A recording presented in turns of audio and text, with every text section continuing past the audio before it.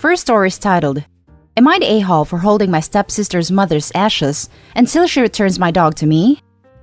Throwaway because this whole drama is stupid. I am ashamed of it. I, 20 female, was temporarily living with my mother, stepfather, and stepsister, 14. Me and stepsister were never close. She hates me and my mother, thinking that my mother stole her father away after her own mother passed.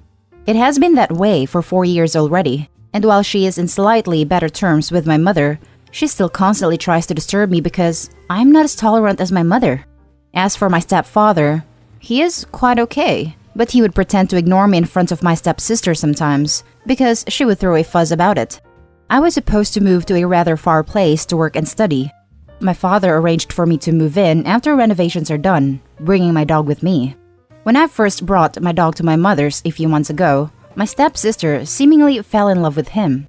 At first, it was just me taking care of him. Then we took turns taking him out. For a while, I even thought that we could have gotten along better because we both loved the dog. And one day, my sister returned without my dog and announced that she had given him away, just to spite me. She got what she wanted, and no matter how nicely or nastily I asked her, she wouldn't tell me where she took him. I complained it to my mother and stepfather, but they couldn't get her to talk either. She had this attitude of trying me whenever she gets stubborn. I was to move in 2 days, and I guess she wanted to keep my dog for herself or make me miss my cross-country train. I know it is despicable, but I was worried for my pup and whatever she could have done with him. I sneaked into her room when she was not looking and took her mother's ash urn.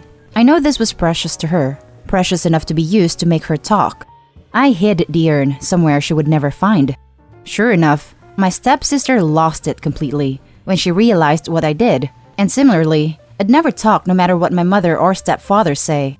After all those screaming and crying, she finally gave in and admitted that she brought him to her friends.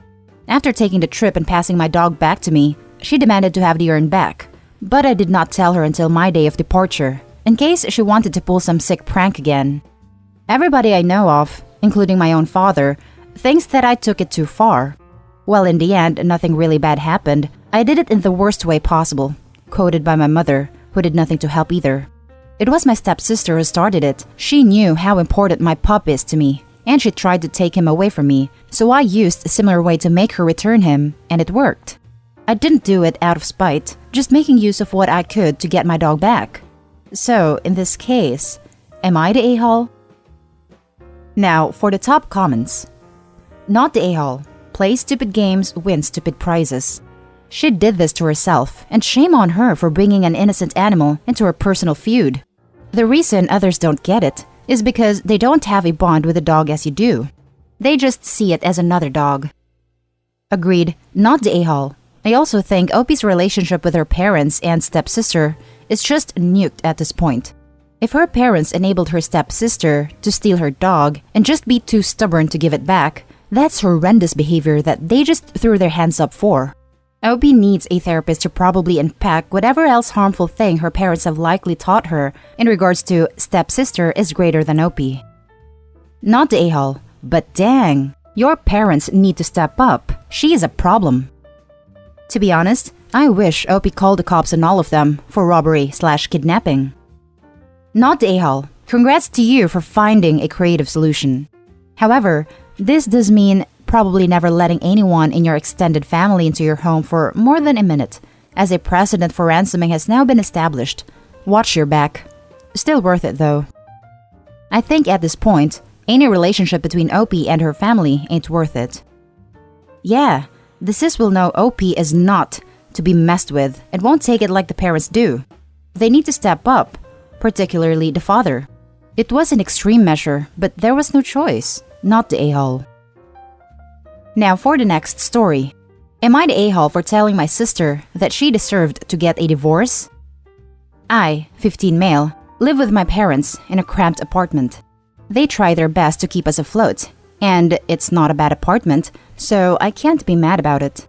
However, things got pretty bad when my, 31 female, sister moved in after her divorce.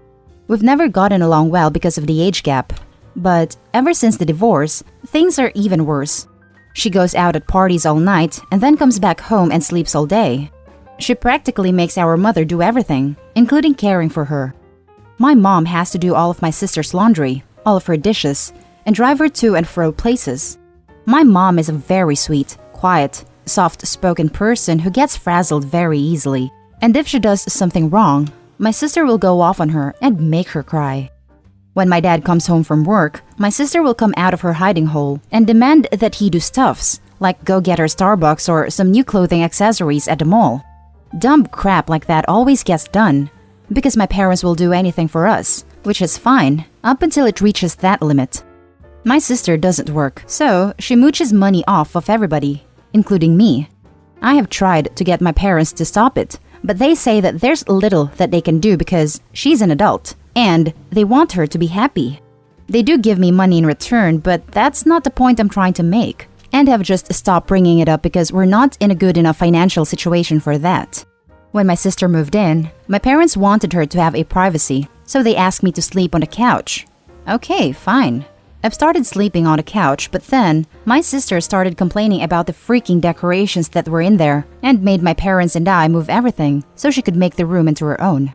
My sister has also started smoking in the apartment unit, even though it's against the rules and could get us kicked out, pouring water on the cat like a freaking psychopath, and bullying me about the most innocuous crap. I finally lost it yesterday night and yelled at my sister that she deserved to get a divorce and that I don't blame her husband for treading wood. Although he should have done it a long time ago. They'd been married for a year. My sister, predictably, pitched a fit, and my parents blamed me, even though she's been the one terrorizing us for the past month. Am I the a-hole? Because these freaks certainly think I am. Now, for the top comments. Not the a-hole. Sure, your reaction was harsh, but pouring water on a cat is abusive, especially if it doesn't like water. She sounds like a nightmare. Not the a-hole. My family has a similar dynamic, where my parents are very non-confrontational towards my younger sister, who very much is no contact unless she wants something, usually money. I personally think that not enforcing boundaries with her made her the way she is. I think some tough love in your situation is highly warranted. Not the a-hole. She's abusive to all of you, including your cat. She will never get better while your parents continue to enable her. This right here. Opie's parents need to stop allowing her to treat everyone else like slaves. They need to tell her to get over herself or GTFO. Not the a-hole. Your sister sucks. Understandably, a divorce can be rough, and I can sympathize with your parents trying to be extra supportive, even with her being a bit extra for the time being. But the mooching and taking over your room is ridiculous.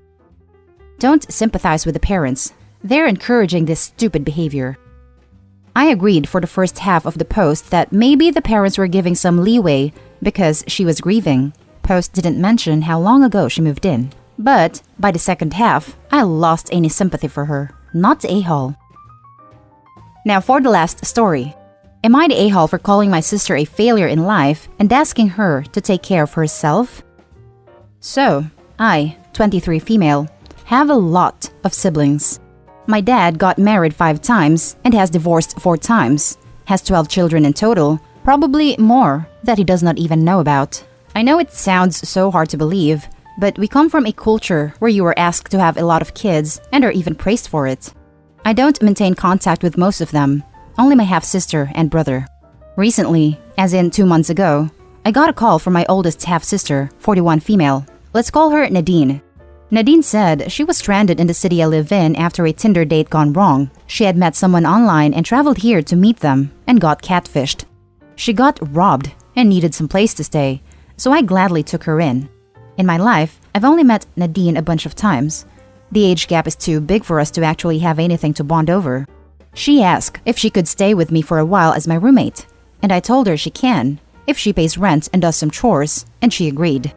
In the time she has been living with me, she has been making comments about how I earn my money. I earn a good amount. I managed to buy a shabby house with it. It may be messy, but a home is a home. I earn through an online adult site and some other ventures, and Nadine found it despicable. A week in, she began trying to talk me out of it. She said I was making a mistake, going against God, yada yada. I said I didn't need her input on it, and that if she has a problem with it, she can leave. She kept pressing me about it, and I've been ignoring it until today when she asked me to come speak to her. She said that as my older sister, she was going to make sure I stop doing the sinful things and choose a more proper path, and that she will inform my parents about how I am earning money. They think I have a desk job. I told her she is full of it, that this is my business. She has no right over me.